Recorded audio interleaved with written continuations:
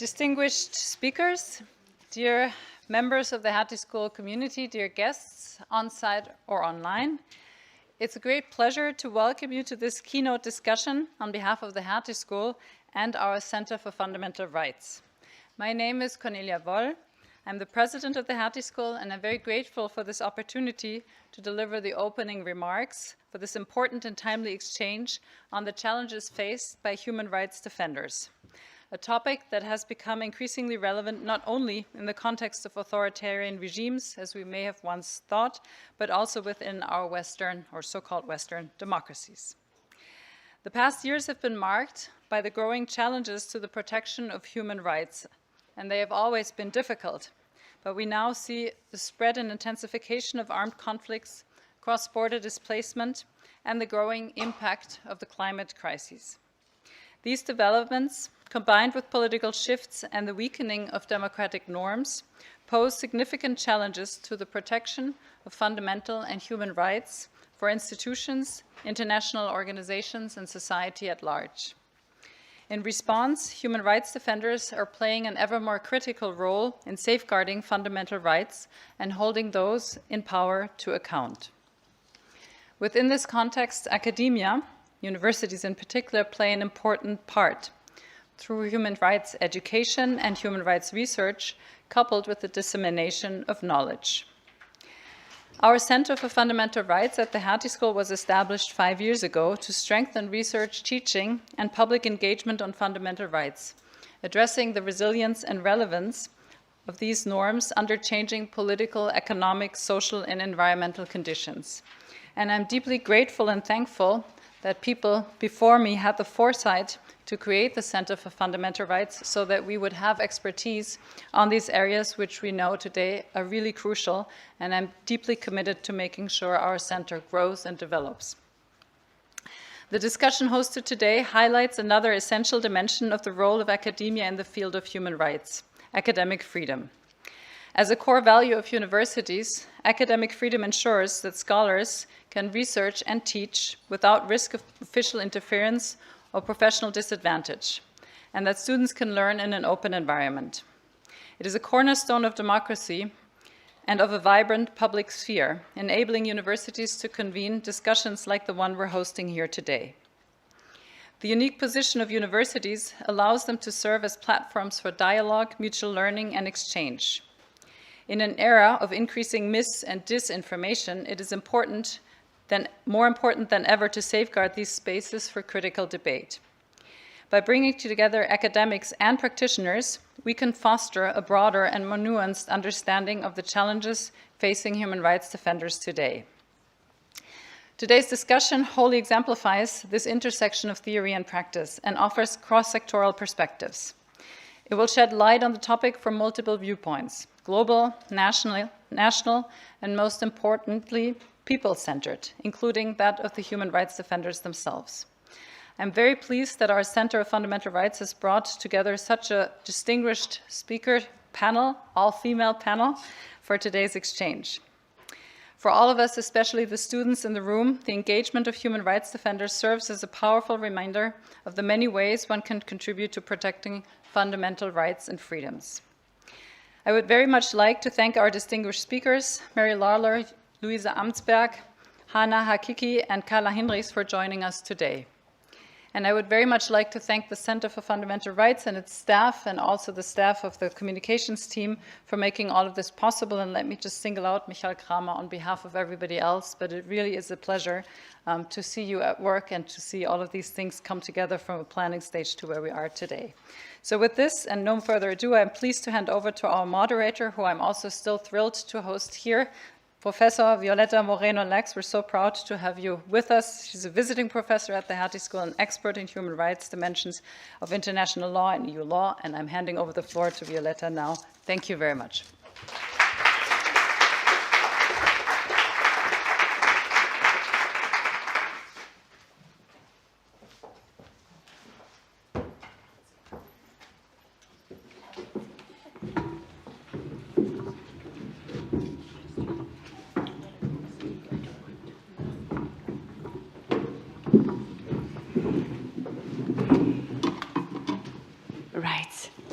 So, welcome everyone, and thank you very much, Cornelia. I'd like to salute everyone here in the room and online, to welcome you actually to this keynote discussion on defending human rights, which is part of the Distinguished Lectures event series hosted by the Center for Fundamental Rights here at the Hertie School. So, as Cornelia kindly introduced me, I'm Violeta Moreno-Lax, an ICREA professor at the University of Barcelona and a professor of law at Queen Mary University of London, currently visiting the Hertie School and working very closely with the Center for Fundamental Rights. So I'd like to introduce the center first before introducing the panel and what we're going to be doing today. The mission of the Center for Fundamental Rights at the Hertie School is to offer and to be an academic center of excellence for research, teaching, and public engagement on contemporary and emerging challenges to the protection of fundamental rights in domestic, regional, and global law and governance. The aim is to offer a beacon and a hub for impactful scholarship, research, teaching, and engagement on key contemporary issues, like the one that is going to be occupying the next couple of hours.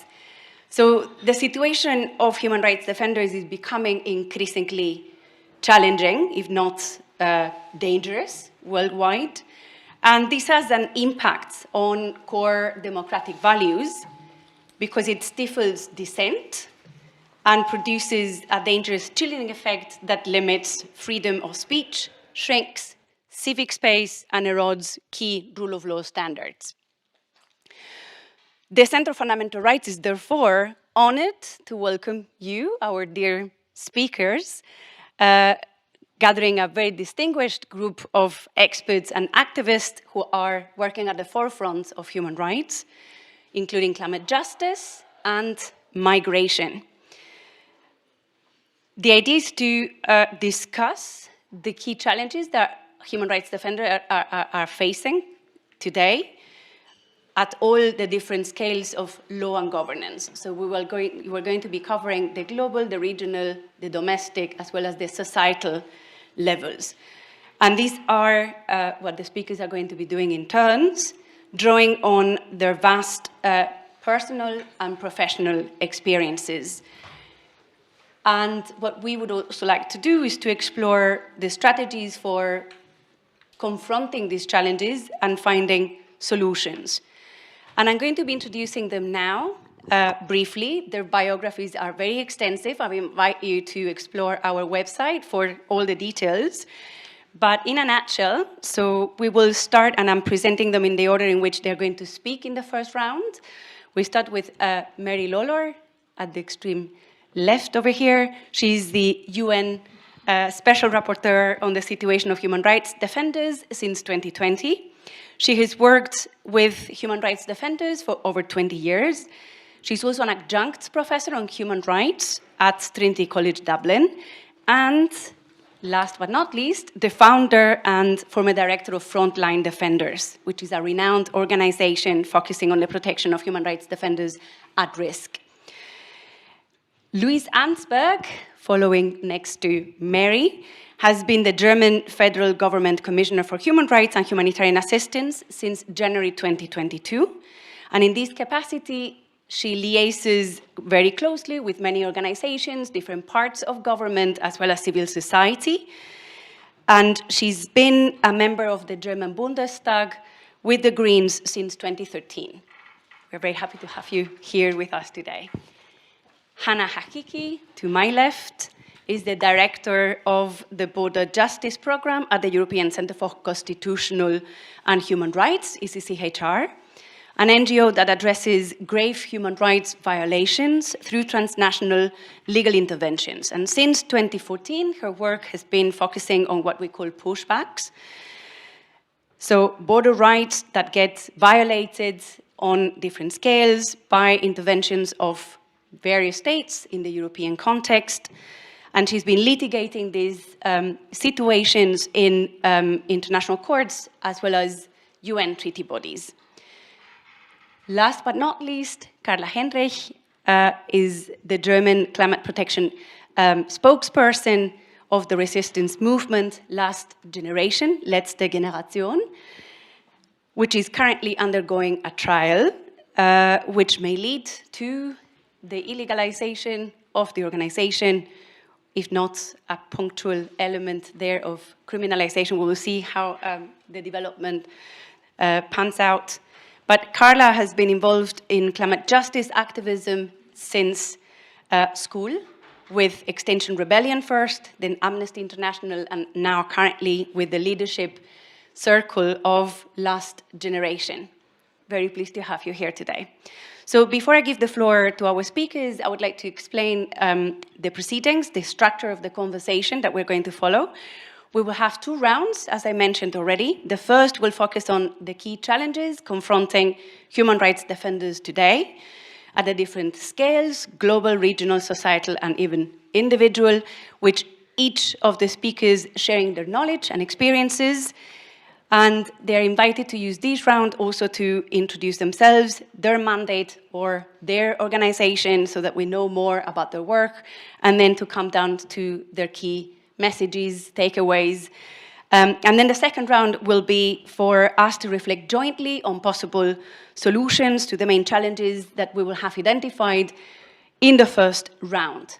So after this, we will give you the floor for a round of questions and answers and general debate.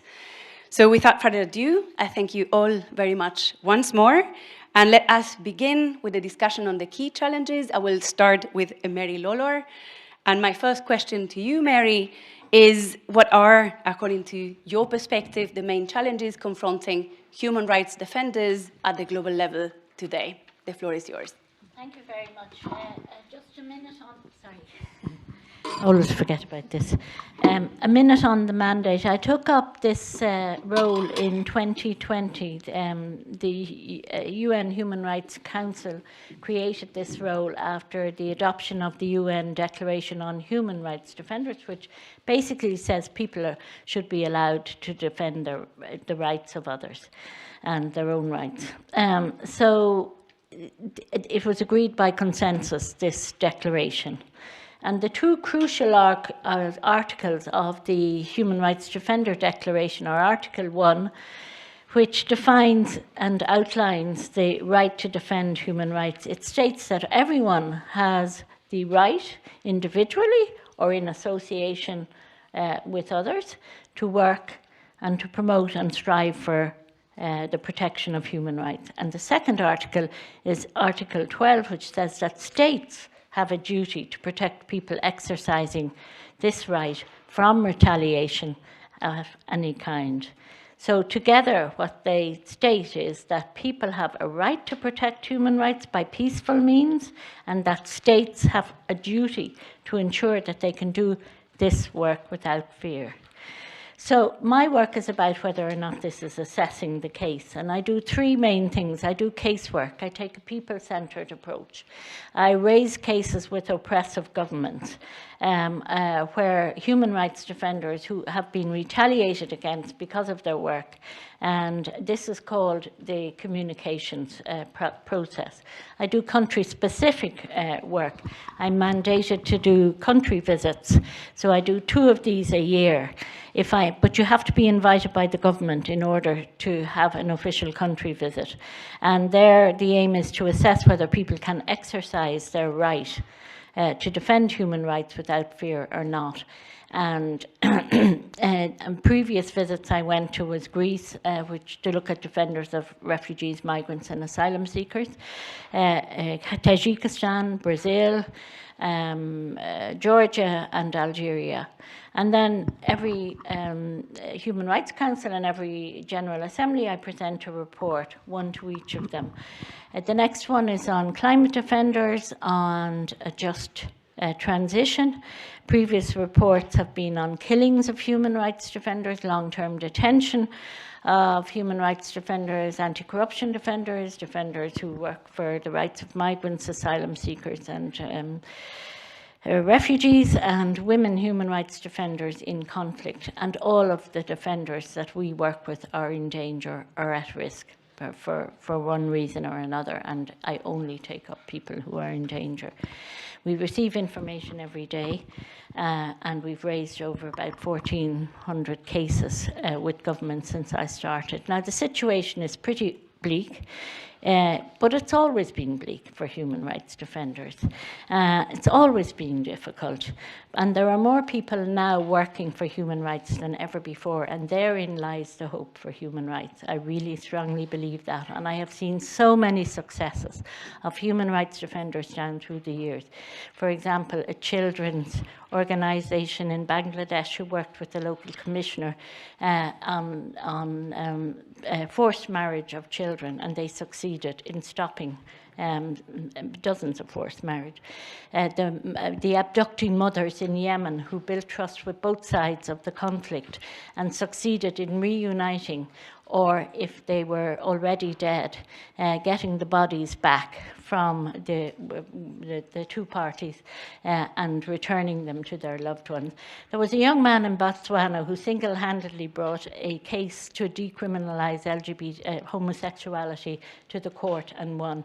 And there's I remember particularly a child, because children and young human rights defenders are also a priority, who set up the first girl-led organisation in Kenya when she was 14. So but overall, they continue to be, human rights defenders continue to be killed, they continue to be disappeared, physically attacked in person, sentenced to long-term imprisonment and arbitrary detention after unfair trials. They continue to be tortured, smeared and stigmatized online.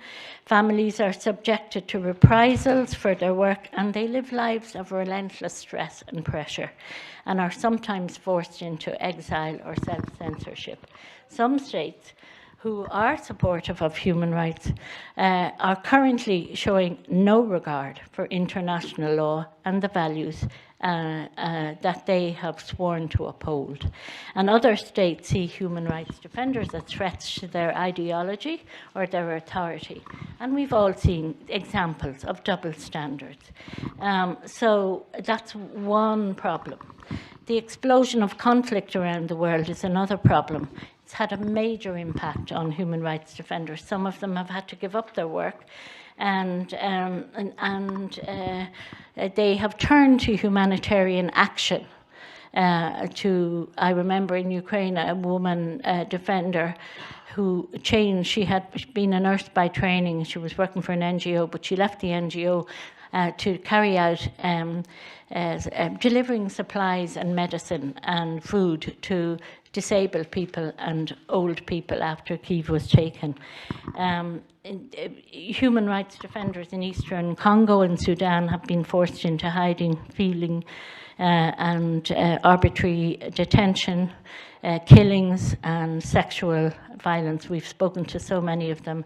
In Gaza, we all know about the human rights defenders. We know about the people who have been killed and expelled from Gaza, and not expelled, but forced, I suppose, to confront the barbarity of what is happening there, and to try and find a way to do their work either in exile or nearby. Some groups finally face disproportionate and aggravated risks. Women human rights defenders, LGBTI defenders, environmental and land rights defenders, defenders in rural areas, and defenders with disabilities. So. Thank you very much. That's perfect timing. I was wondering whether these challenges are faced only in authoritarian regimes, during conflict, as you've mentioned, or whether human rights defenders are also confronted with these situations in Western, so-called Western democracies and countries that supposedly respect the rule of law. Yes. Oh, you want me to answer that? Oh, I'd love to answer that. Yes, one of the great sadnesses of my life at the moment is the fact that there were democratic countries that were they were more ready to uphold international human rights law and international humanitarian law, and to abide by the Universal Declaration of Human Rights, generally speaking, in some ways. I mean, no government is perfect, or even there's no such thing as a good government. But they were doing something good. But what we've seen is a backsliding, even from democratic states like Germany, like in Western Europe, so many states, on the issue of migration, on the issue of climate change, on the issue of protests in Palestine, so many LGBTI, you know, and states always go easy on their friends and they dump on their enemies. It's always a geopolitical or strategic decision, or in some cases a historical raison d'etre, without going through a human rights lens. Thank you. I mean, that links perfectly to an example of a democratic state that is confronted with the situation globally that Mary has painted. So, Luise, I'd like to hear your thoughts on, you know, based on your experience of this challenges, and how does the German federal experience links or adds to the picture that Mary has painted for us today. Thank you. Yeah, thank you, and also for the great interest today. For this specific issue, working with and for human rights defenders is challenging in these times, and I will also try to draw an external and internal view on that, but I will start with the external dimension. But first of all, I was asked by the Hertie School and our very kind moderator to explain a little bit the role of the Human Rights Commissioner. And I think it's necessary because I was confronted in my time as commissioner with many expectations. Not all of them are addressed correctly, since I'm not an ombudsperson for human rights when it comes to internal affairs. And I think this is important to mention this. So if you have not heard in my capacity as commissioner about what shrinking spaces we face in Germany, it is simply because of that. As parliamentarian and politician, of course, I am responsive and also responsible. But just to make that clear, I concentrate or focus on human rights policy in our foreign affairs. But of course, I will be glad to also discuss with you, especially the situation in Germany as well.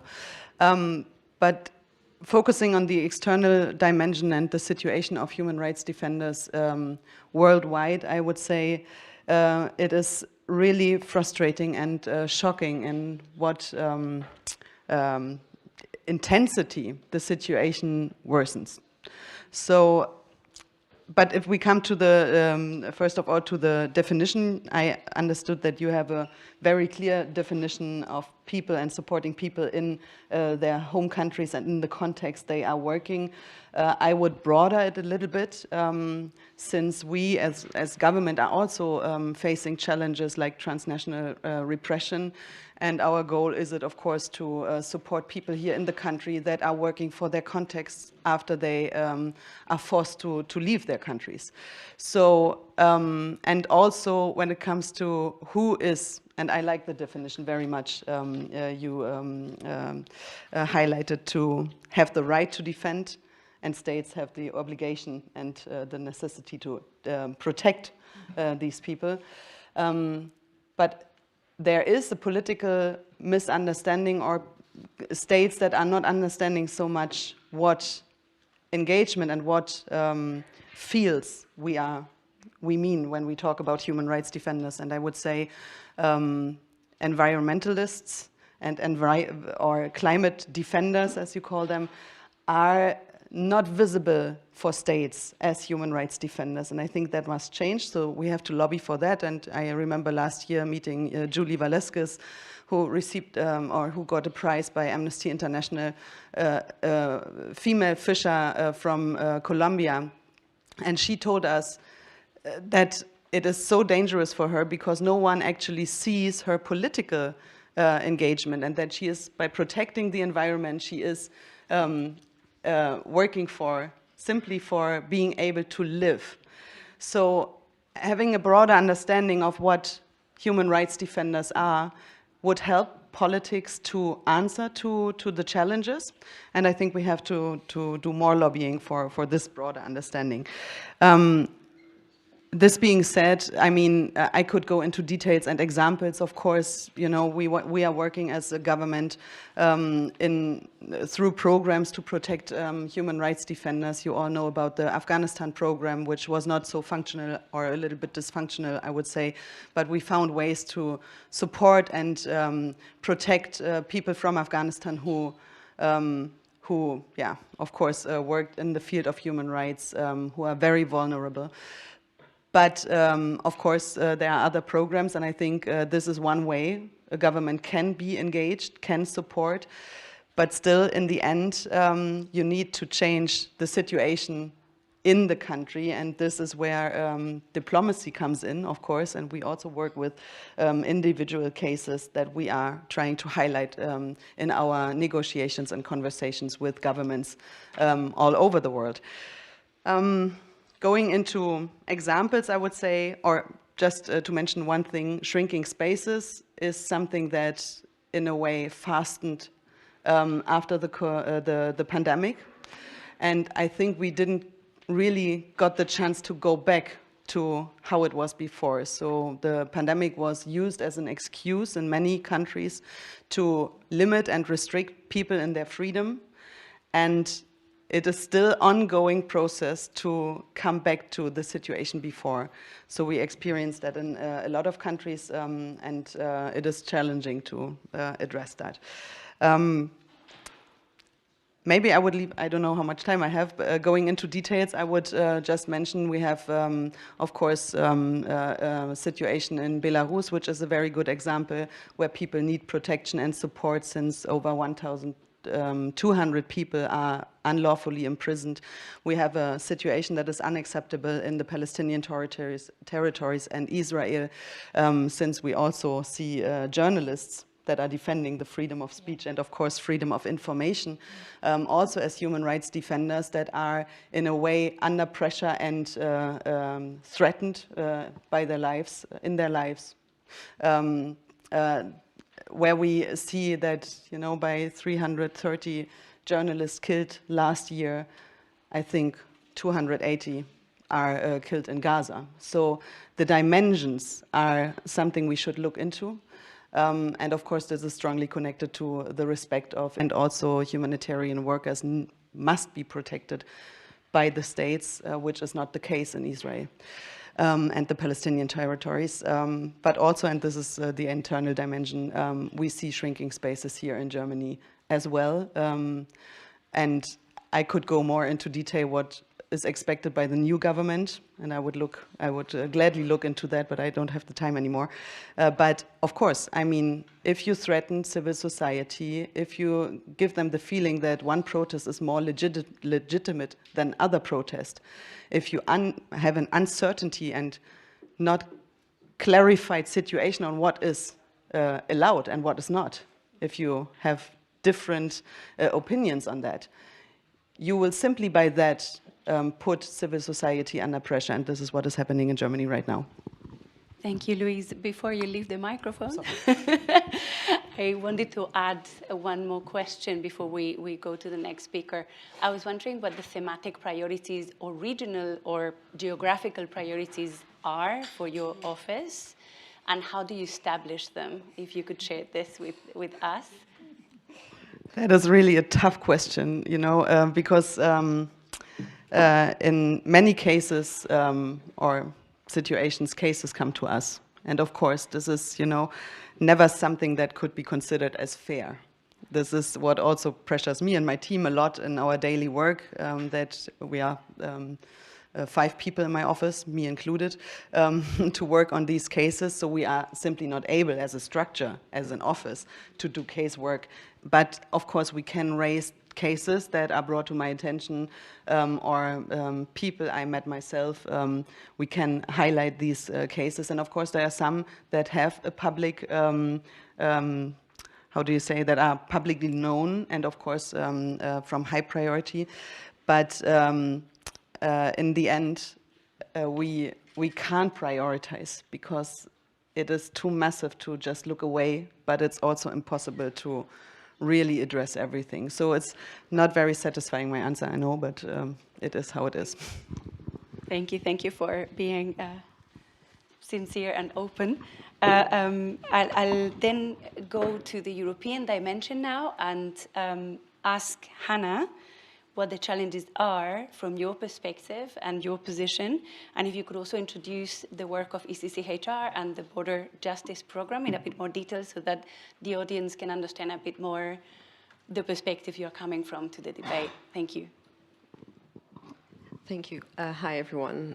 Thank you for the invitation. So I work for an NGO of lawyers that is based in Berlin, but works on transnational issues, grave human rights violations. I personally have focused on European borders for 10 years, but my colleagues have also worked on international criminal law issues and on business and human rights. So even though I don't have the detailed knowledge that they do have, it kind of allows to bring many of the issues that both of you have addressed.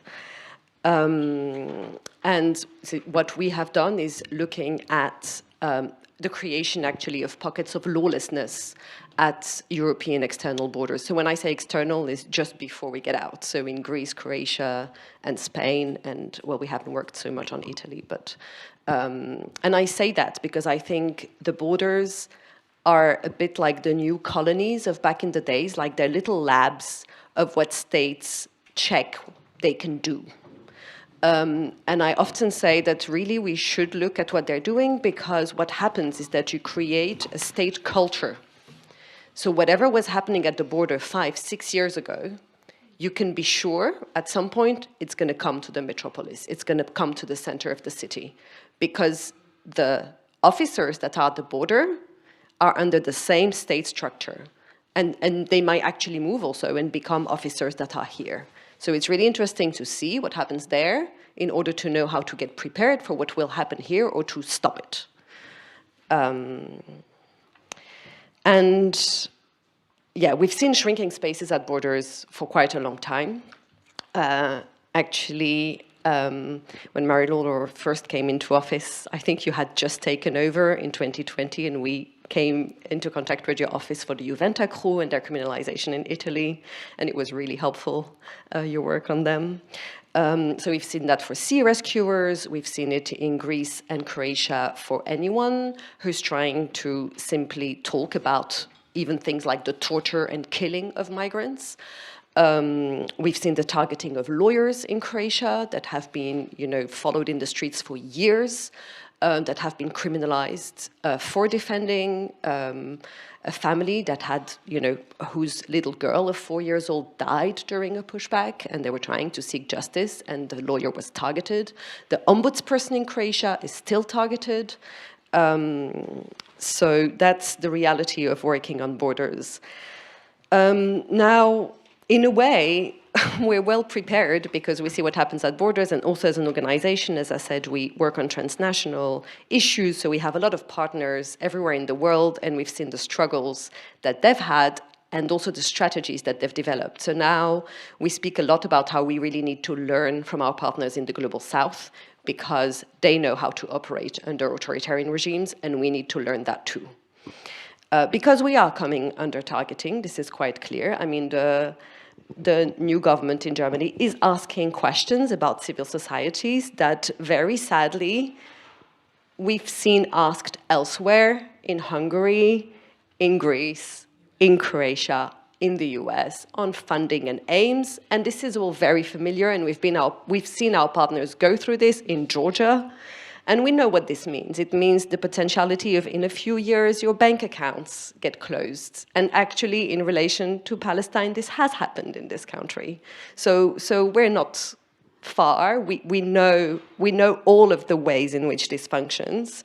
And we're not yet, as a German-based organization, under that fire, but one can foresee that this might happen. And as things are going very quickly, and quicker, I don't know how long we still have operating in the freedoms that we still have.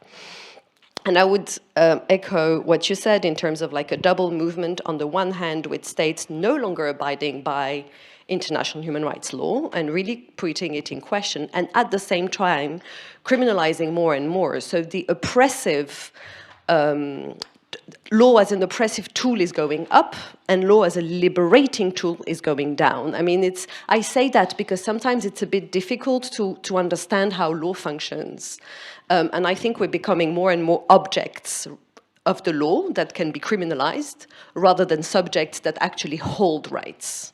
And this is what is increasingly happening, I believe. And working on migrants for so long, I would say that this is a bit like the generalization of what they've been living for so long, actually, where people who flee, who are forced to leave their countries, and who are in themselves oftentimes human rights defenders, so they leave for a reason, they come here, they have a political vision of what their country should be, and they're under oppression in their country, or they also have a vision of what rights they should have as human beings in this world, that they should not be tortured at borders, for example.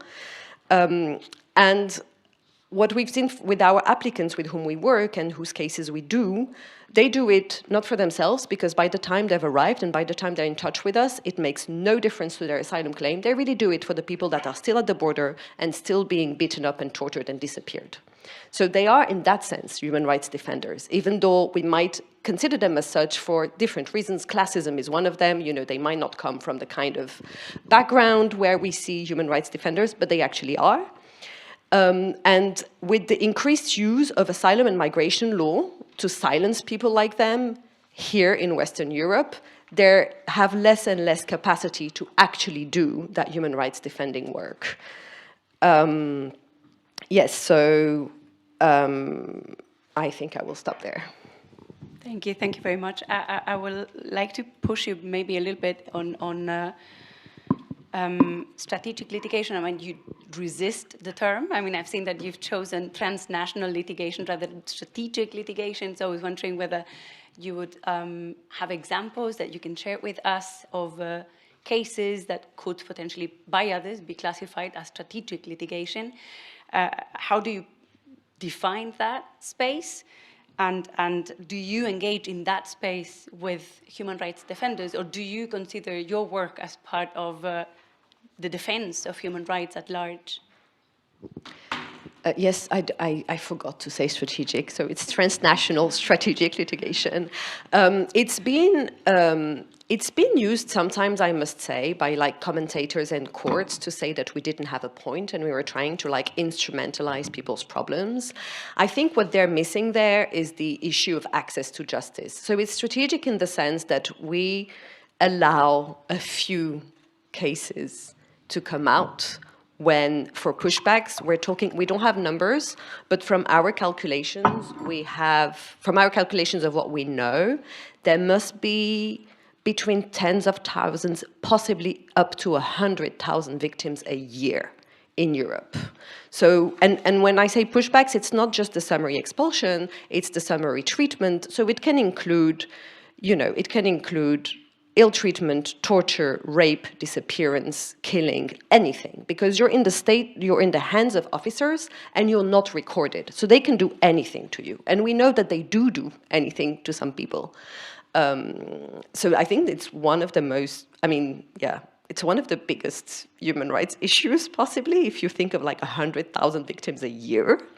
But because it happens so far away from us and to people that are undocumented and unregistered, we don't really have it on our radar. And also people who cannot vote and are not, visibly with us here, although they become afterwards part of the society.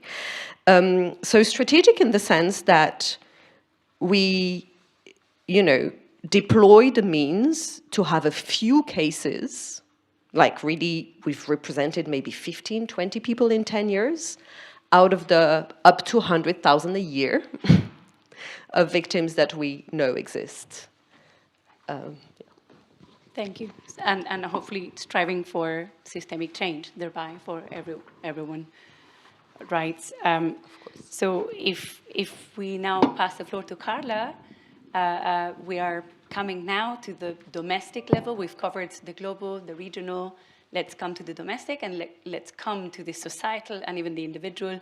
So if you would like to share your own perspective as a human rights defender yourself and as a member of an organization that is a human rights defender in itself as well, that would be great. And for those who do not know the work of last generation, I was mixing the English and the German there, if you could have a few words of introduction on the organization itself, that would be great for background. Thank you. Yeah, thank you, sure. I feel like, first of all, it's really important that the situation in Germany is quite different from other situations that has been raised, and it always feels really strange to talk about what I've been or what I'm facing when other people in parts of the world doing the same work I am doing and they're killed for their work. They face death and not just some years in prison. So let's always keep that in mind, that the situation is quite different. And that leads me to a responsibility we have in Germany, a responsibility, a privilege we have, that we are actually able to protest without facing death or something. So that's a responsibility. And also we have a responsibility in Germany, especially in a climate crisis, since we are one of the biggest polluters in the world. So we have this responsibility as well. And when it comes to the climate crisis, there's so many people in the world already affected, so they don't have the chance to fight against something or to protect their rights. Their rights are at risk right now. And that leads me to another responsibility I have as a privileged person in Germany, which leads me to what I'm doing. And the rights we have, the right to protest, the right to raise our voice, that's not just given. And let's keep that in mind. That was fought for, like over hundreds of years was fought for, that I'm able to speak up as a woman. We're here as 5 women speaking up. That was fought for hundreds of years, and that's a precious right, and we have to keep it and use it and always see it like that. And now we see this like worldwide trend where those rights are torn back, are shrinking, as we heard already. And I asked myself a couple of years ago, when there is this window of opportunity, this window where I have the rights, I see they're torn back, what should I do? So I stopped my studies and I decided I will become a climate activist. I will try to defend the rights we have. And that's what I'm doing. I'm part of the last generation, or now called new generation, since we involved ourselves. But the last years I was part of the last generation in the strategic team and as a spokesperson. And I wanted to raise my voice and to be this fire alarm in the situation, which is just escalating right now. And the German state, or we fought, we demanded from the German side that they just protect our rights, our right to have a future in this country. I have the right that the state makes plans for my future as a young woman. And what we've seen is that our government right now has no plan at all to protect us from an escalating climate crisis. And we've seen this, especially our highest court in Germany also sued the government, saying like, okay, you make plans, but you just make plans for right now and not just for the further future, which you have to do. So what we tried to say is, okay, this country is breaking their own laws, but we still have the right to protest. Why don't we just start protesting against that? And when I started protesting, I was sure that I will sit in front of a court one day because I'm doing that. I studied law. I knew that if I glue myself to the street, I might end up in court. I knew that. And I also knew, in the worst case, I might end up in prison. That's not nice, but I would take that risk. But I also knew that since we're in this climate emergency, my actions are justified. And I really hoped that the courts would see that my actions are justified. And what I've seen when I was in court, always over and over again, what I've seen is that every case in front of courts is political. I had a judge once telling me like, humanity is too stupid to protect itself. It will die either way, whatever you do. So it's political what's happening there. And the tension we cause in society, you can feel them in the courts as well. And that's problematic. That's not normal. It should not be that way. And that's a point where our right of protest is at risk. And that's not only the case in those cases, for example, in front of the court. Also what we see is, for example, how the police reacted to us. They started using those called pain grips, where they just bend your ankle as much as they can, so it hurts so bad that they make you just stand up. And there's people saying, like, this is basically torture, what they do, because they could just carry you away, but what they do is they put you in so much pain, which holds on for over weeks, just to take you away from the streets, which is crazy from my point of view. And they started ripping us from the street when we became more and more people. They started ripping us from the street. We glued ourselves to the streets, so they ripped us off and just carried us away. And we have the right to protest, and we have the right to get together and protest, first of all, but just the police didn't care at all, which is scary, and really, really scary. Yeah. And what you mentioned already is, which is the most scary part, I feel like, is that we as an organization are now charged being a criminal organization with a paragraph which is normally used against terrorists or mafia organizations. And last week, like 1.5 weeks ago, I got the indictment from the state prosecutor, which sues 5 of us, including me, that we formed a criminal organization. And they ran into our apartments with guns drawn while I was still asleep. And they took away all our money, like 300,000 Kai they took away. They took away our website and wrote on it already, Last Generation is a criminal organization. If you donate, it's against the law, it's illegal and all that. And if this case comes in front of the court, that could mean me and the 4 others end up in prison for 5 years, which is the highest, which is pretty scary, I'd say. Thank you very much for sharing that. I mean, I was just wondering, while hearing you, it appears that what is legal is peaceful protest. I mean, I wonder how authorities would define that, because obviously what seems to be against their definition of protest is anything that is disruptive. But at the same time, if protest is not disruptive, what is the point of protesting at all? So doesn't that really like take away the essence of the right to protest in the end of the, I mean, I was just wondering if you are peacefully sitting in the street and occupying the street, which is causing minimum disruption, and that's not considered peaceful, I'm just wondering, are we hollowing the entire notion of protest by embracing a notion that is symbolic but doesn't really have any real content?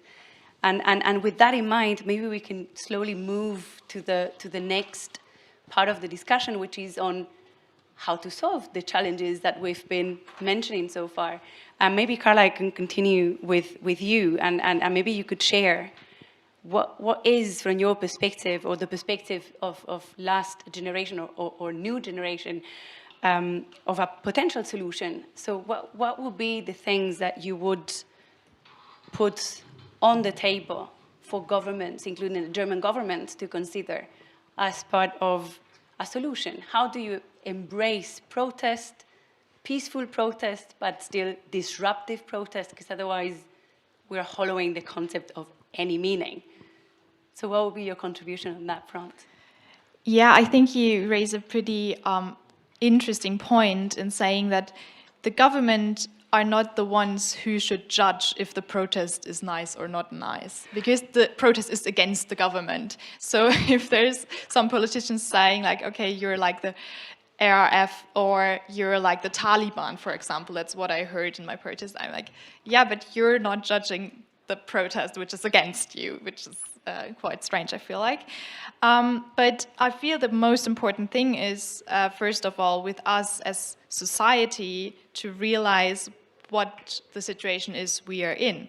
Because I feel like we're at this tipping point where we still have our rights, but it's turned back. Like it's turned back and it's shrinking. And the case against us is like the first case against peaceful protest in that area that we ever had in Germany. So we have to think about that, and we have to fight back. And the important thing is to just realize that it's not just against us 5, because the group is totally random. Pretty much everyone could be in this group who donated 1 or 2 euros once could be in this group criminalized. So we are at this point right now, and we have to realize that we have to fight back, and that we have to demand that we want our rights. And in the end, maybe they can put us 5 in prison for it, but they can't put us all in prison. So if we all fight back, if we all demand our rights to protest, that's pretty important. And especially it's important, even though you thought, okay, maybe this gluing to the streets, I didn't really like that as a protest. That's not what it's at risk right now. What it's at risk is our fundamental rights in our democracy to protest, to get together, because this paragraph does not charge you for gluing yourself to the street. It charges you for going together and protesting together, and that's the scary point. And what we did was we started a petition where 10,000 people already signed it, saying like, okay, I'm scared of this as well, and you can also sign this petition. Afterwards, there's a table where you can sign it. We need a lot of money to defend ourselves, because I probably see myself being in court in a terrorist court, which deals with terrorists normally in Munich. So I have to travel there again and again. It takes for years. We have to pay lawyers and all that. So we raise money for that as well. And then the most important thing I feel like is people like Mary raising this case. And we see this as a global problem and stand together in that and just don't let it happen. Thank you very much.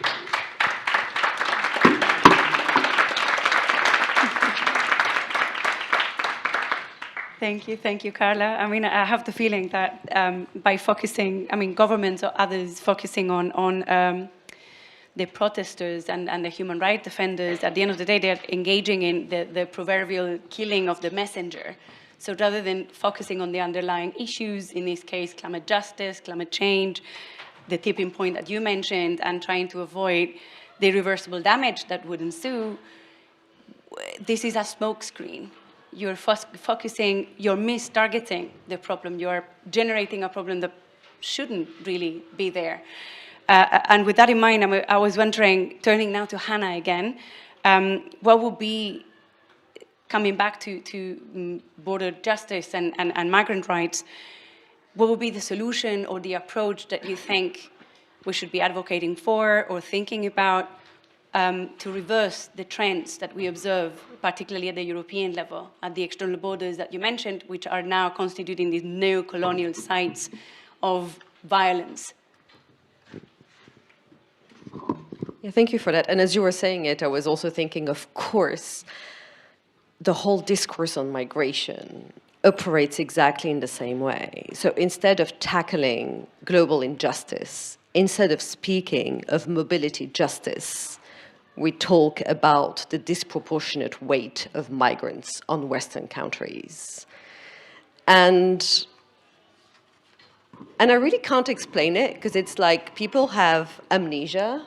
You know, people know that their mobile phones are made from conflict zones in Congo. They know that. People know that the clothes we're wearing are made in horrible working conditions in Pakistan and Bangladesh.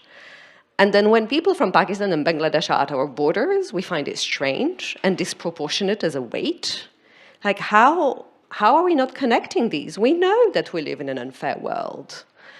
So how do we make it more fair? And, you know, being a migrant myself, it's not fun to have to leave home in order to have a decent life.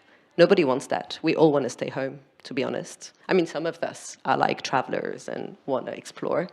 But like leaving your loved one behind, leaving your sky behind, it's not fun.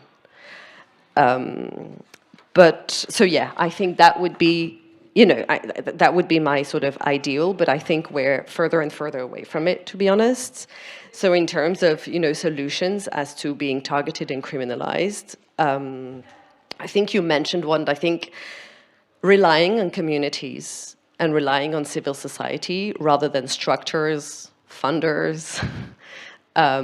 state mechanisms is maybe going to be what could save us. Relying on global solidarity, on joining struggles, because they are so linked. One cannot speak of the migration issue without speaking about climate change. If we don't change one, if we don't change the other, the whole of humanity's future is at stake. We cannot keep having the world that we have. It needs to change for all of us. And I think our politicians just don't have the answers, so they target the people that raise the questions. And I think we have to question national laws and to fiercely defend international human rights law systems. Because I think that in the future we can expect to be called more and more radical just for standing up for basic human rights that were put in place for a reason after the Second World War. And I'm very afraid of that. And so I think we need to be very clear about the fact that that is not negotiable for governments, because we see already the CDU is already saying, the Refugee Convention, if that's the problem, let's just throw it out of the window. You know, very renowned professors of law are having sort of these types of messaging, and we need to fiercely defend that model. Thank you, Hanaa. Thanks a lot. I'm turning to Luise. I don't particularly want to put you on the spot, or at least not too much, but being the politician among us, I was wondering what you would have to not respond to Hanaa in particular, but generally, what would be your perspective on what Germany or similarly situated democracies around the world can do to face, to confront, to propose solutions to the challenges that have been put on the table at the domestic, the regional, and also the global level. I mean, all ideas welcome. Mm-hmm. Thank you very much. No, that's perfectly, I knew what I was expecting when I saw the panel, and you know, for me it's important because one thing we can do as politicians is listening, and it's really devastating to hear about your experience, and I really can't, I can't imagine how much pressure and also fear there is. And you highlighted it yourself. There is something going wrong, and simply by asking the question, you put yourself into the spotlight. That is something that is not acceptable, and I think especially in a country like Germany, and this I say as someone who is working in the field of foreign relations, you know, it's also not very easy for us to demand human rights and fight against human rights violations in other countries when you can't bring everything on the table yourself. So for everyone who is like working in the foreign relations, should always have an interest that you keep your own environment in the right spot. So, and this is of course as politician, and I would never be able to just sit here and listen, because obviously something is going wrong. And you know, in the last term of the old government, not the one that was not voted again now, elected again just now, but in the time between 2017 and 21, we have had some similar developments we have had, especially when it came to people who are involved in NGOs that are in search and rescue activities. Also, organizations that worked in the field of environment and climate issues. They have also been attacked by the old government by the question if they are a non-profit, if they are legit in their non-profit status and everything. So we experienced that before, and I think we could put a stop sign to it, but it's the question that is raised all over the world again now. And we have a very bad example with the US. And when I see, and I mean now, I will go be a parliamentarian in the opposition again, so it's easy for me to answer to that, but I'm of course worried that we were not able as a government to protect this space so much that now it can't be attacked. So that is something we need to self-critically see and also admit. We were not able to create a different environment and debate about civil engagement, about civil organizations and civil society. So now we are in a pretty vulnerable spot and asking questions about the civil society in Germany and about their non-profit status, but also, you know, criminalizing organizations or cutting funds in specific areas, highlighting an issue like migration without having the proof that this is, you know, the most pressuring issue right now, or at least shift the focus so much that we are not talking about how people can actually live here in the country and make a living. That is something that is contributing to these shrinking spaces and intimidating people who simply go take the street, not always protesting against the government, but against one party, seeing this as something that is not legitimate. When before this party was like cooperating with the far right in parliament, that shows an understanding. And I think we have the chance to, you know, win them back. And we need to do that. That is something as what I, as a politician, need to do. This is the only purpose I have in parliament, to win the Democrats back and get them into the field where we see civil rights and civil society as something that is, of course, challenging, always. I experienced it myself a lot, but something that is necessary to win back trust of society, voters, people who are affected. So, yeah, we need to work on this, and I think we are in not a good spot at the moment as Germany, and this will also affect our foreign relations. That was the point I was starting with. But if it comes to the question how we engage internationally and in our foreign relations, of course, we have programs, and I hope that the next government will keep them. Doesn't look like they do, but hopefully some of them will remain, so we are able to provide and take people in, that we are able to also highlight human rights defenders and also very important issues like the situation of the LGBTIQ community worldwide, which was a focus of the Foreign Office in this last term. I hope that this will remain and that we are able to, to also bravely address these issues with the governments we are working with. And of course, I mean, we have had some successes, not so much, but some which are really crucial and changed the political debate a lot. For example, the fact-finding mission we created in the Human Rights Council for people who had left and needed to go leave Iran, for example, which shows that we can create an international environment where people actually that experienced torture and the regime and the brutality of a regime, that they are able to bring these cases and their experiences in front of the courts, you know, not like in your case, where you are like put into court and question if the courts are really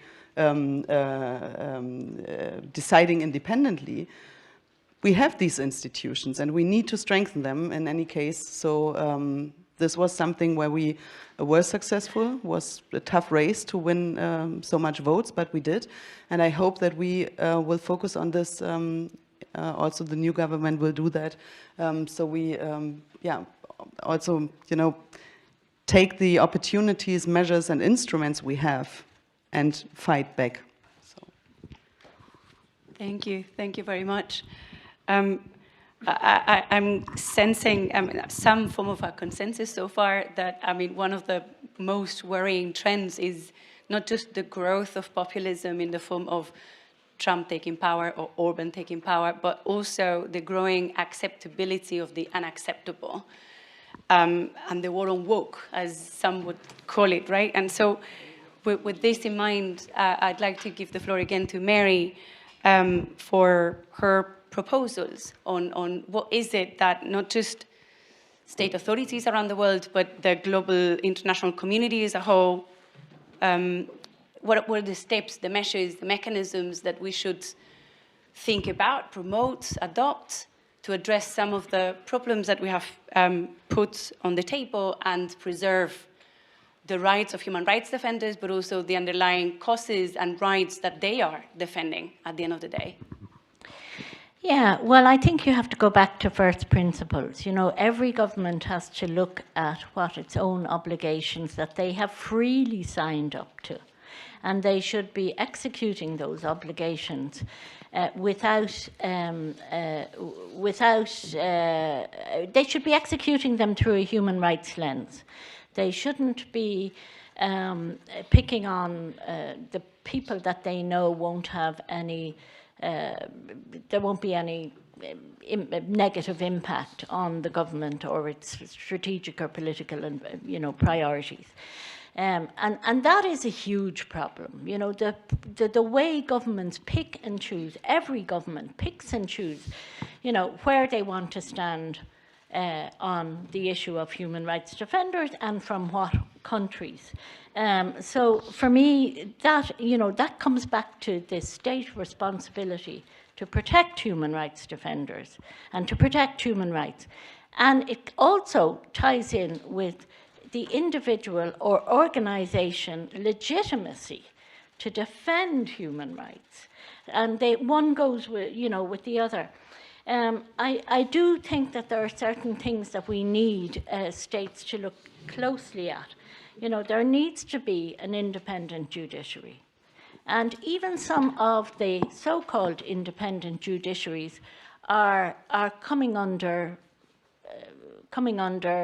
restriction or attack, or a possibility of restriction or attack. We need to have free media, and we're seeing all over the place, you know, the fact that the media is being muzzled.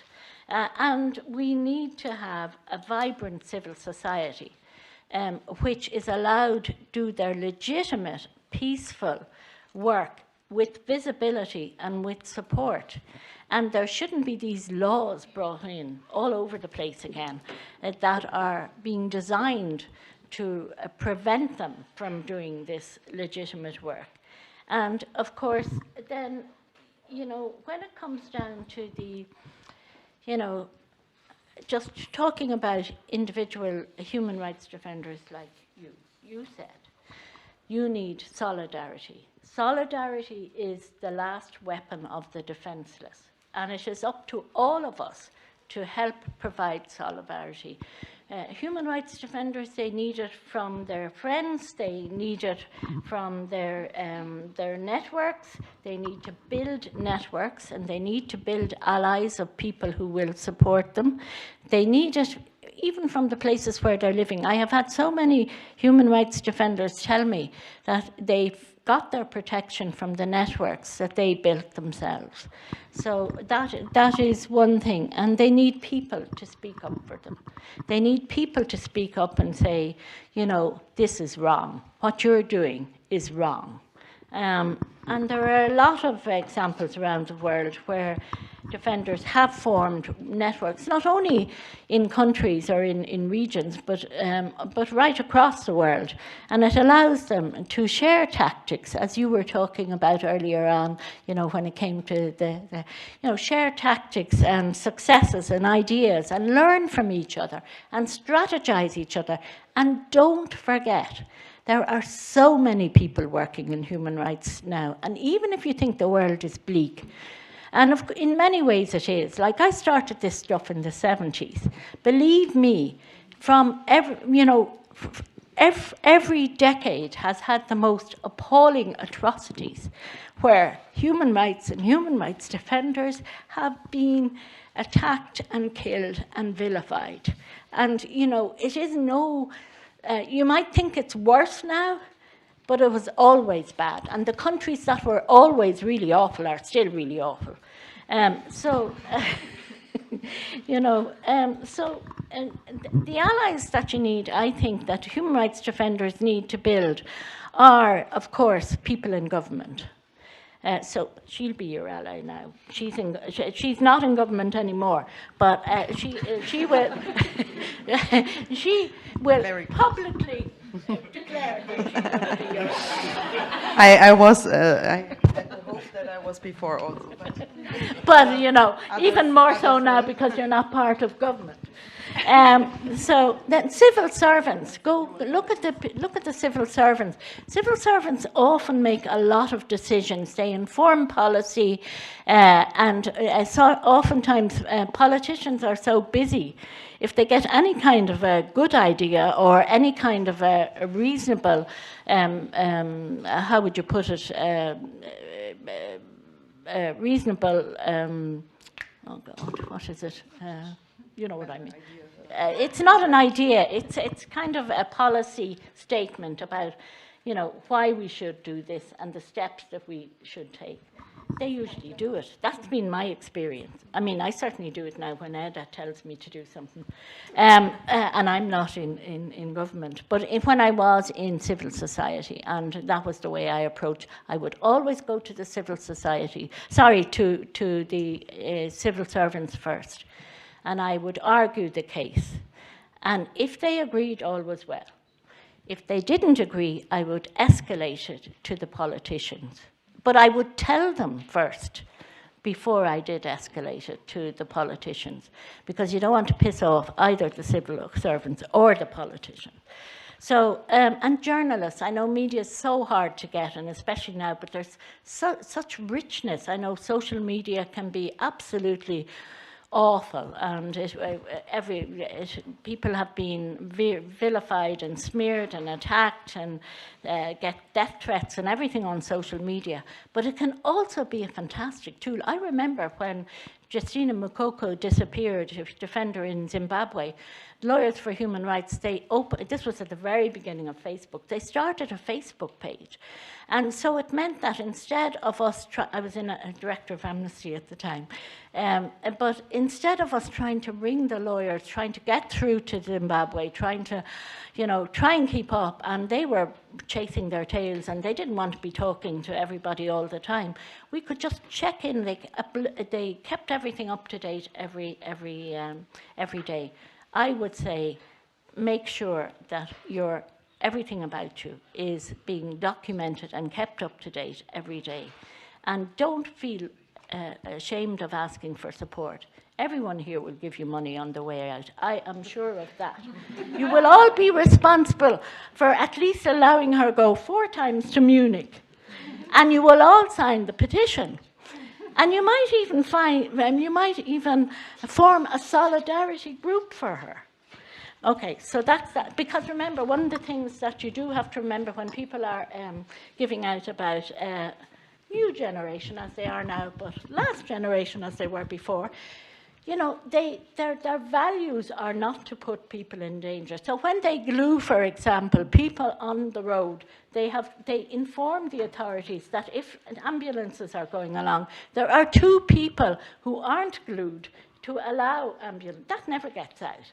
And there's also this law in Germany where, you know, you have to leave a bit of space and stuff like that, you know. So all I'm saying is that that's why they need solidarity and support. And so everyone can be a human rights defender. When it comes to practical measures, like it's the authorities in some of the countries, and of course I have problems with them, like Colombia and like Brazil, for example, but they're 2 countries who have put in protection programs specifically for human rights defenders. And the Brazilian one in particular is improving and has improved since Lula came in, and they developed a consultation process with civil society, government, and human rights defenders. And you know, those states account for a huge number of killings of environmentalists, who I've always taken up as human rights defenders, and particularly concentrated on rural and isolated defenders. I was in the Amazon last year visiting all the Quilombola and the environmental defenders, and really it would break your heart to listen to them when they should be applauded for what they're doing to try and preserve the planet and land from illegal deforestation and illegal mining and all the illegal stuff that's going on. Visas. Visas is another thing. Human rights defenders, a practical thing they need is visas. When people are in danger, they need to know that there is somewhere they can go. And we have had a huge reticence by states I have to commend Germany for the Afghan program. That was brilliant.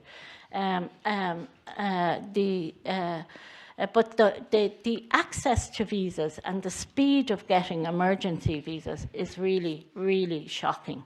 And so human rights defenders, you know, need to be seen as a group that need a protection when they are in danger. And luckily, the EU visa code is now, at the moment, being, thanks to Spain. Well, no. So anyway, and then you know, I'll stop now. There's a massive discord between official EU foreign policy, which says, you know, a priority is human rights defenders, and the reality human rights defenders face within Europe. And then the EU says, oh, well, we can't work in Europe. You know, we're working for other people. So therefore, when you go to Greece and you see all the lawyers and the search and rescue people and the people who just give food and water being criminalized, you know, and then, you know, you see the LGBTI population in some states, although it has to be said, the advances in LGBTI rights have really come on an awful lot since when I started, and then the way that companies, the role of companies in the adverse impact on human rights defenders, the strategic litigation they bring in to tie them up both in money and time and not being able to do their legitimate work and travel and everything. I mean, I just think that companies have far too much power, and I think that and I was glad to see something we were lobbying for, human rights defenders included in the EU directive on mandatory human rights and environmental due diligence. But now already there's a pushback from the EU this year. Okay, finally. And then just to end on a good thing, which is to celebrate the successes. I think human rights defenders, they operate on hope. You know, it's almost like, you know, they're caught between madness and a little bit of hope. And it is hope that drives them all the time. And for example, in Geneva, I participated in an event with a human rights defender from Brazil, and his community organized to prevent deforestation in their territory in the eastern Brazilian Amazon. And they brought down deforestation rates in that area as much as by 350% in the last 10 years, and that's a huge success. So don't always look at the bad things. Look at the good things too. Thanks. Thank you.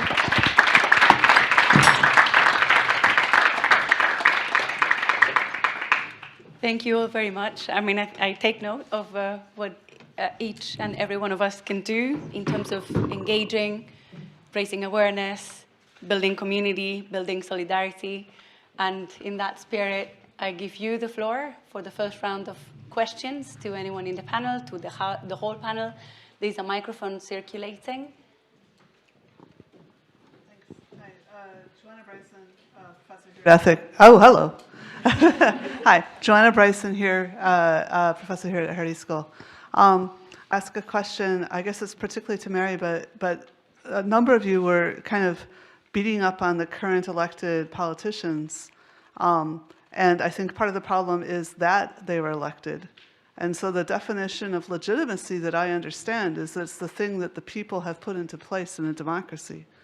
And so I wonder if you could just say a bit more about how we convince people to put the sorts of politicians into place that are actually on the sides of human rights.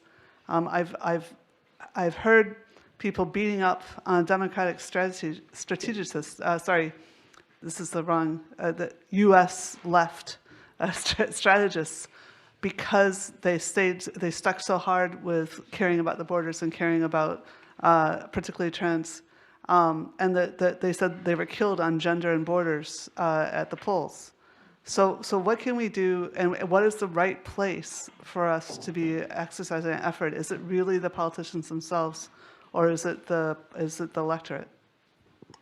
Thank you. We're going to collect a few in the interest of time. So there were hands over here. Thanks a lot for this very insightful discussion. My name is Luise. I study human rights and global governance here at the Hertie School. And I was wondering, since you were speaking about the shrinking spaces, and I feel like you mentioned several reasons for that. You mentioned populism, you mentioned the pandemic, and I would be really curious to hear to what extent digitalization might also be a reason for that. For instance, through better surveillance technologies that just give states way more options, but also through the power of social networks that often enough just fuels populist discourses. And I would just be really curious to hear your perspective on that. Thank you. There were a few more hands over here. Maybe we take a third one, get back to you, and then start the second round. Hi, my name is Stan. I'm an independent journalist here in Berlin. I had a couple of questions. I'll try to be as quick as possible. My first one is for Ms. Amtsberg. You mentioned the human rights situation in Gaza, which is great. I was wondering if you could comment on the current deportation of 4 pro-Palestine protesters from Berlin, if you're aware of this case. And my second question would go to Ms. Hinrichs. There was recently a huge verdict against Greenpeace in the US of, I think, several $100 million that they say might bankrupt them. The Just Stop Oil movement in the UK are doing kind of a final demonstration at the end of the month. They're winding their operations down, and it's hard not to see that as kind of a response to the shockingly long jail terms that some of their activists had in recent years. And of course, there's your ongoing case. As the climate crisis continues to intensify, and we're seeing this intensification of repression against climate activists rather than intensification of efforts against the climate crisis, what future do you see for the climate movement? Thank you. So I'll get back to the panel. Who would like to start? Hanaa, do you want to go first? Sure. Yes, I think I'm increasingly, to be honest,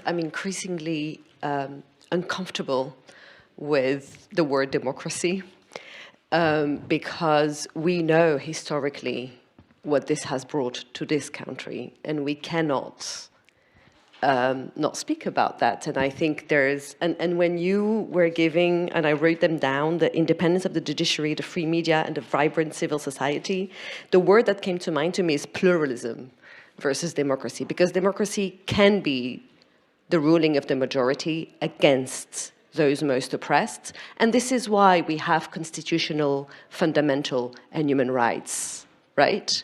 And this is why we need to defend them fiercely, because if democracy is simply majoritarian ruling, we know what is at the end of that logic.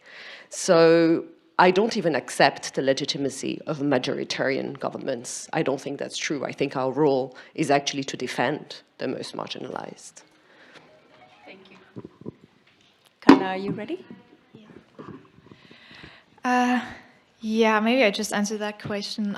You just rose about what future I see for the climate movement. And for me, it always is really important to realize that there's friends of mine from JSO in the United Kingdom sitting in prison right now for things I did as well, like discussing in a Zoom call that we should block the public highway, and they're sitting for 4 or 5 years in prison, which is completely crazy, especially because the prisons in the UK are completely filled up with people, and they're in a prison crisis, we'd say.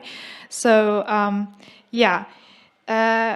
What I see for the future is, I mentioned this window of opportunity, this window right now where we have our rights, where we still can fight, and we have to use it. We have to use it right now because it's a worldwide trend, and this trend does not stop before our German borders. So we should start fighting now if we want to fight. And the other thing is that we have to ask ourselves, we fought against the climate crisis, and the climate crisis is escalating now, it's happening now, so we can't just fight against it, we can't just demand from our governments to do something against it, we also have to ask ourselves how to deal with it. And in that case, I feel like I don't want to demand anything from a government which is not doing anything anymore. I want to start building communities who are actually able to deal with the crisis when they're escalating. Thank you. Luise? So I start with the first question, and I think it's never only politicians. I mean, this is something we need to address all together, and this is why this voting in the parliament with the far right was so exhausting for all of us, also for the parliamentarians, not being able to stop this. But seeing these boundaries shifting, of course, it demands, and I don't know if this is a rabbit hole or not, but I was really following closely what Cory Booker in the US did, since we all were like questioning, where is the Democratic Party, where are all these fighters for civil rights, where are the parliamentarians? And it kind of inspired me in the way that, of course, we all have different ways of addressing these very bad political developments. Parliamentarians have other tools than civil society has, of course, and this shared responsibility in a way is also good. I think it is necessary in democracy, but when you ask who is able to fight this, it's the parliaments, it's the governments, it's the courts, it's civil society and the media, of course, and we need to do it all together, and we need to be able to focus on our roles. So, of course, I mean, I can support individual cases, I can support people, and I can, of course, try as a politician to be there and listen and understand and make voices visible. But I'm still a politician, I know that. So, and I have my own role and my own ways of addressing issues. I will never be the better human rights defender than civil society, but I will have other accesses, and we need to focus on how everyone in this role can contribute. And civil society is the most crucial part in this. And I know that it's asked a lot by politicians to stay visible, be loud, and not always being able to support you properly. I know what we ask, but I think it can only work like this, since in the end, far right and extremists and all these states that are like really developing in a total wrong direction, they address or they attack not only governments, not only politicians, but civil society. So we are all in this together with different roles, and I think we need to respect that a little bit, to know our boundaries, but also our abilities and possibilities. So this would be my answer to your question. I'm not detailed informed about the whole surrounding of the case, so I will not make a public statement on these 3 or 4 people. Would not be an informed answer, but what I can say is that the whole asylum system and also our politics should not be used to, you know, to put criminal law aside, but answer to that with asylum policy or measures, for example. You know, if there has been something done wrong, we have the criminal law, we have our courts to decide. So it never should be a political decision and pressure by, let's say, the asylum system. So when I hear this, and I'm not informed about the case, but this would raise questions from my side, and we see that in many cases in the US, there have been very public and well-known cases that are worrying. And also when a UN representative lately came to Germany, Francesca Albanese, experiencing that she was not able to move freely and speak freely, and was, I would say, from what I have been reported, harassed. This makes must make us questioning how we, how we can, as politicians, protect the civic space, so people can be able to also criticize and address very delicate questions. And we all know that the question on Gaza and Palestine and Israel is delicate, and it is always asked from us that we carefully choose our words and everything. But we need these spaces, otherwise you will never fight anti-Semitism, you will never fight racism. So I'm willing to look into it, but this is the only answer I can give at this moment, since I'm not involved in this case specifically. I just wanted to make a quick correction to the way I asked the question, see if it would change your answer. The 4 protesters are not Palestinian, they're pro-Palestine protesters who are citizens of the US, the UK, and Ireland, I believe. Okay, so Europeans that are forced out of the country because of that. Yeah, I mean, it's still, I think it's the same question and the same answer, because in the end, it's not a political decision. So we have laws. And if politics fails to make it concrete what is allowed and what is not, and I have the feeling this happens at the moment, so then civil society is not able to make an informed and also responsible decision in protesting or speaking out. So, but I think the ball is in the field of politicians, not so much in civil society in this specific case. So I think we really need to address economic, social and cultural rights. I think the pendulum, which has been, more geared toward civil and political rights, still needs to remain. But there needs to be a far greater emphasis on economic, social and cultural rights, because it's only really, if you look at Maslow's theory, it's only really if you fulfill the basic needs of people that they will flourish and they won't turn to these kind of populist extremist movements. I do think, apart from that, I really do believe that we need to educate society. Now, it's very hard. I understand that it's very hard. I think there should be mandatory human rights education in the school from a very early age, so that people grow up with the culture of human rights. And I do think that civil society has to keep, I think every day you have to get up and think of something you can do, and do it. Because it's the little acts that snowball and that create more voices speaking out in favor of human rights and the rights of the universal rights that people are entitled to just because they're human. And also, I just think civil society can be such a powerful crowbar in the system, that civil society can work in a way to force governments to act. And now, I'm not saying that blanketly, because clearly there are some governments that never get to act, but they can have, because that's the other thing I've seen, in all the years that I've worked in this stuff. There's always a tipping point. Even in growing up in Ireland, homosexuality was a crime. Women had to give up work when they got married.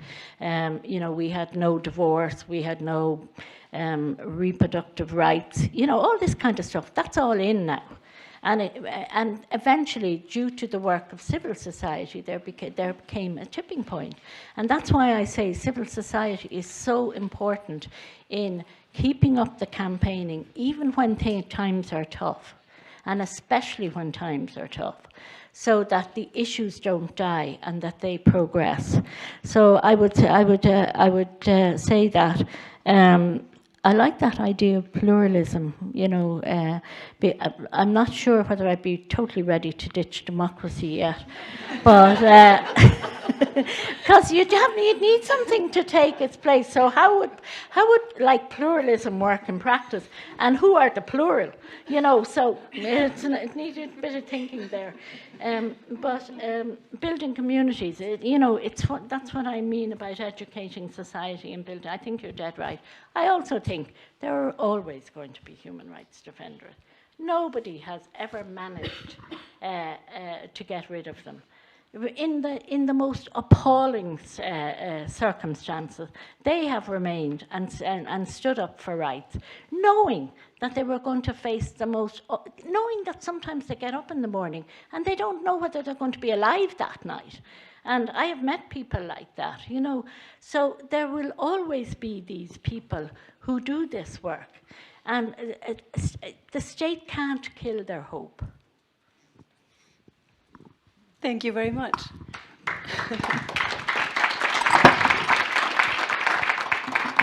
I'm very sorry, but two of our speakers have to leave.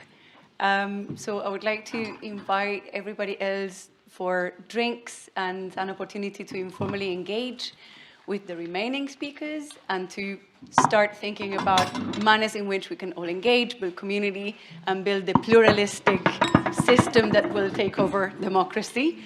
Thank you all very much for coming. Thank you to our host, the Center for Fundamental Rights at the Hertie School, and thank you everybody online for following.